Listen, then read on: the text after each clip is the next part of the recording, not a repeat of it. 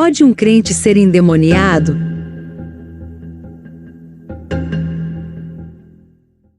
Cremos que crentes podem ser severamente influenciados ou oprimidos por Satanás e os demônios. Não cremos, todavia, que a Bíblia ensina que um crente pode ser possesso ou habitado por um demônio.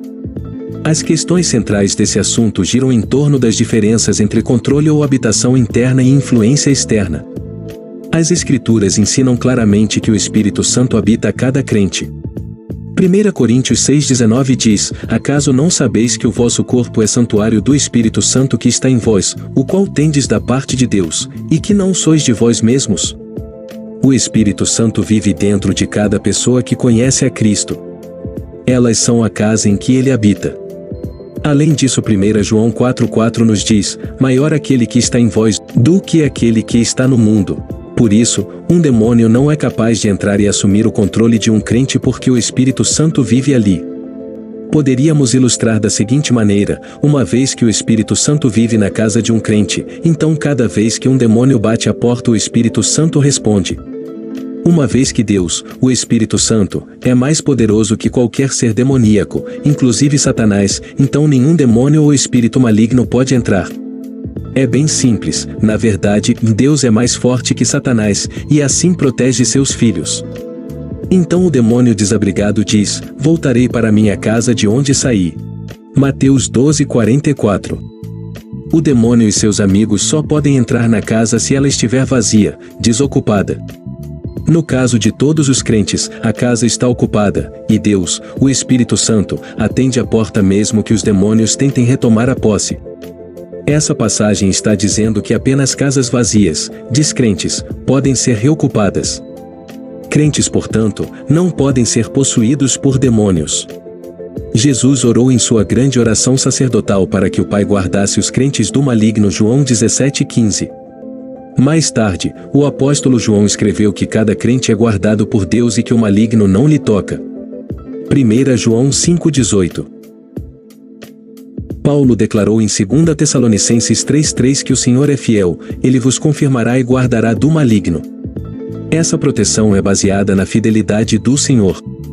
É difícil crer que a proteção de nosso fiel Senhor permitiria que um de seus filhos se tornasse um endemoninhado. Isso não faz sentido à luz das Escrituras.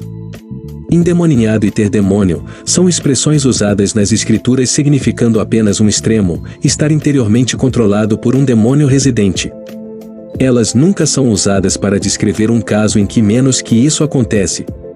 Por exemplo, os termos nunca se empregam para descrever atividades satânicas de acusação, tentação, engano ou perseguição. Descrevem apenas o caso extremo de ser internamente controlado por um demônio. Jesus nos dá um retrato de possessão demoníaca em um de seus diálogos com fariseus.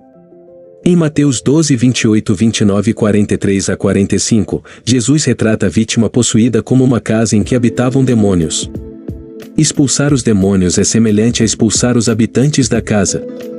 É claro, portanto, que a possessão demoníaca inclui a habitação de espíritos malignos impuros, outro termo para demônios em uma pessoa.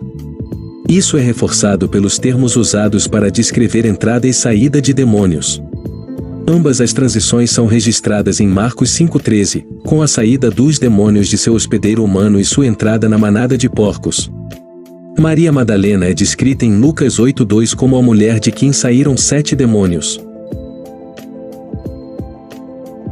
No exemplo citado por Cristo aos fariseus em Mateus 12,43, quando o espírito imundo sai do homem, anda por lugares áridos procurando repouso, porém não encontra, o demônio busca um novo lar, pois foi expulso do indivíduo que o ocupava. Quando respondemos essa importante pergunta sobre a possessão demoníaca de crentes, especialmente à luz de várias experiências que parecem indicar possessão em crentes, observamos o seguinte quadro. A linha representa todo o espectro de atividades demoníacas contra seres humanos. A intensidade dessa atividade aumenta da esquerda para a direita. A primeira seção, entre as linhas A e B, cobre os ataques gerais de Satanás contra todas as pessoas, inclusive crentes. Isso inclui tentação, oposição e tentativas de controle. A segunda seção, entre as linhas B e C, cobre todas as áreas de opressão demoníaca. Isso pode incluir influência por meio de doutrina falsa e até atividades ocultistas. A terceira seção, entre as linhas C e D, cobre a possessão demoníaca, a habitação interna por um ou mais demônios. A própria Bíblia não nos dá uma descrição completa de tudo o que os demônios são capazes de fazer. Por causa dessa falta de informação precisa, somada à capacidade satânica de enganar, e às nossas próprias deficiências nas áreas de discernimento, é provável que certas atividades, como o controle das cordas vocais ou mesmo quedas violentas provocadas, possam ser causadas por demônios sem habitação interna. Isso é indicada pela área sombreada.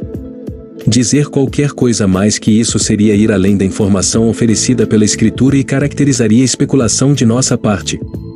Não importa qual seja o grau de possessão demoníaca, a solução é a mesma: os crentes devem submeter-se a Deus e resistir ao diabo, e ele fugirá de vós. Tiago 4:7. Em nenhum lugar das Escrituras, a solução para o crente vem descrita em linguagem liberacionista como amarrar ou repreender o demônio. Esse é um erro que diz respeito à hora, assim como ao significado. Primeiro, a hora quando Satanás e os demônios serão amarrados está no futuro, não no presente. Como Apocalipse 22:2 nos diz, ele segurou o dragão, a antiga serpente, que é o diabo, Satanás, e o prendeu por 1000 anos. Nossa estratégia atual é recomendada na Bíblia como resistência a ele. Efésios 6:11, Tiago 4:7, 1 Pedro 5:9. Segundo, Deus não usará crentes para rodear Satanás e colocá-lo fora de atividade sendo amarrado. Pelo contrário, o instrumento que Deus vai usar é claramente mostrado em Apocalipse 21, onde está dito que um anjo, tendo na mão a chave do abismo e uma grande corrente, terá essa honra. Por isso, a ideia de que crentes tenham removido Satanás e seus exércitos de demônios das esferas de influência por terem orado amarrando Satanás não é bíblica. Comente, compartilhe, deixe o seu gostei e não se esqueça de se inscrever no canal. Ative as notificações para não perder nenhuma novidade.